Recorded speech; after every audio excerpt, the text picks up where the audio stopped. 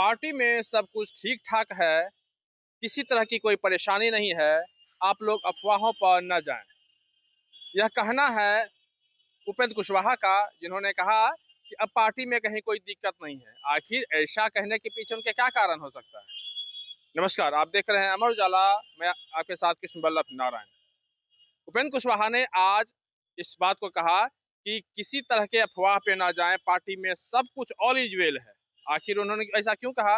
कहने के पीछे का कारण यह है क्योंकि आज उन्होंने अपने प्रदेश अध्यक्ष का चुनाव किया है। आलोक कुमार सिंह को प्रदेश अध्यक्ष बनाया गया है और इसको लेकर उन्होंने कहा कि इस पार्टी में ऑल इज़ वेल है। क्योंकि देखिए, उपेंद्र कुशवाहा की पार्टी को लेके जब उन्होंने अपने बेटे को जब बिना चुनाव लड़े जब मंत्री बनाया, इसके बाद काफ़ी चर्चाएँ हुई सोशल मीडिया से लेकर राजनीतिक महकमे में कि आखिर उपेंद्र कुशवाहा ने ऐसा क्यों किया? कि आप परिवारवाद की बात जो लोग कह रहे थे, विपक्ष लगातार जो विपक्ष पर लगातार जो परिवारवाद का जो की बात कही जा रही थी, उसमें तेजस्वी यादव ने कहा कि आखिर परिवारवाद कौन नहीं है? और उसी पे हमला हुआ था कि उपेंद्र कुशवाहा पे कहा गया था कि आखिर उपेंद्र कुशवाहा की जो पार्टी है वो परिवारवाद से अलग क्यों कैसे है?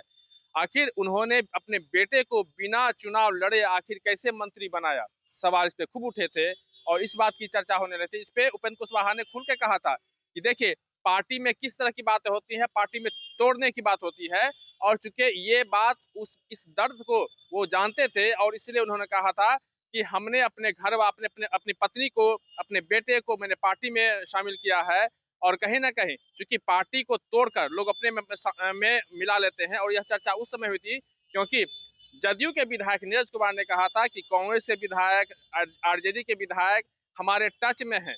तो कहीं न कहीं इस बात की चर्चा हो रही थी कि पार्टी को तोड़कर दूसरे में पार्टी मिला जाता है। हालाँकि ये कोई नई बात नहीं है। आपको याद होगा जिसमें फ्लोर टेस्ट की चल रहा था 2024 की बात है।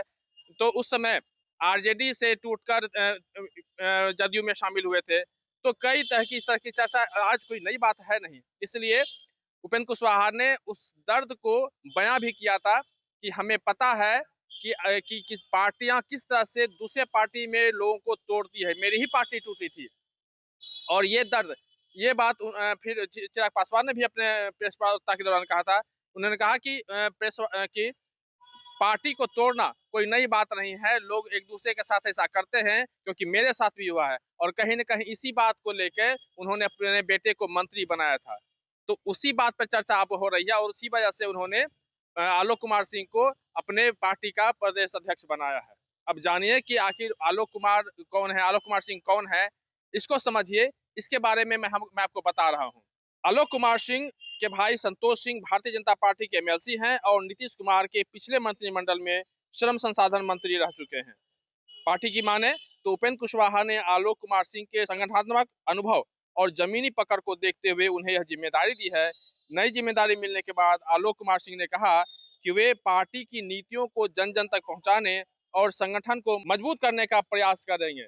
तो कुल मिलाकर कहा जाए कि अब चूंकि विधानसभा का सत्र शुरू हो रहा है और बजट का सेशन होगा, ऐसे में पार्टियां अपनी तैयारी में है। ये अलग बात है कि एक बार मैं फिर से अपनी बात में मैं दोहरा रहा हूँ कि कांग्रेस में अब तक विधायक दल का नेता अभी तक नहीं चुना जा सका है। इसको लेकर भी चर्चाएं जोर पे चल रही हैं।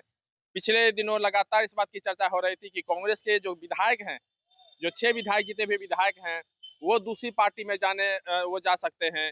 इस बात को लेके जदयू के जो मुख्य प्रवक्ता नीरज कुमार हैं, उन्होंने कहा था, उन्होंने इस बात का दावा किया था कि कांग्रेस के 6 विधायक वो हमारे टच में हैं, आरजेडी के जो विधायक हैं, वो हमारे टच में हैं। कौन किसके टच में है ये तो वो समझें या फिर विधायक समझें, लेकिन चर्चा इस बात की खूब जोर थी और यही वजह थी कि सारे विधायकों को कांग्रेस के आला कमान ने दिल्ली बुलाया और वहां पे बुलाकर उनसे पूछताछ की कि आखिर क्या बात है, क्यों पार्टी को छोड़ना चाहते हैं। हमने अपने पिछले वीडियो में मैंने आपको बताया था कि आखिर दिल्ली में आला कमान ने उनसे क्या कुछ कहा था और हालांकि जो विधायक हैं उन्होंने कहा कि हम कहीं नहीं जा रहे हैं और इस बात की जो चर्चाएं हो रही हैं मीडिया में, सिर्फ इस बात की चर्चा हो रही है और ये सिर्फ एक अफवाह है, इसके अलावा कुछ नहीं है। लेकिन बात तो कहीं ना कहीं कुछ है क्योंकि मैं आपको पिछले दिनों की बात याद दिलाऊं, कांग्रेस की बात याद दिलाऊं कि आपको याद होगा कि सदाकत आश्रम में कांग्रेस के प्रदेश अध्यक्ष राजाराम ने चूड़ा दही का आयोजन किया था जिसमें ये 6 विधायक नहीं पहुंचे थे और भी कई नेता कार्यकर्ता नहीं पहुंचे थे। तो इस बात की चर्चा और इस बात को पुख्ता कर रही थी कि कहीं न कहीं जो जदयू का जो दावा है कि कांग्रेस के जो 6 विधायक हैं वो कहीं न कहीं हमारे टच में हैं, इस बात को प्रमाणित करते हैं। तो ये सारी चर्चाएं हो रही थी और हालांकि अब तक इस बात पे मुहर नहीं लगा है, लेकिन देखिए इसमें चर्चा होने की वजह ये भी थी क्योंकि जो 6 जीते हुए जो 6 विधायक हैं, उनमें 2 कांग्रेस के हैं, बाद बाकी जो 4 विधायक हैं वो दूसरे दल से आए हैं। तो इसलिए उनके भागने की संभावना बहुत अधिक बढ़ गई थी।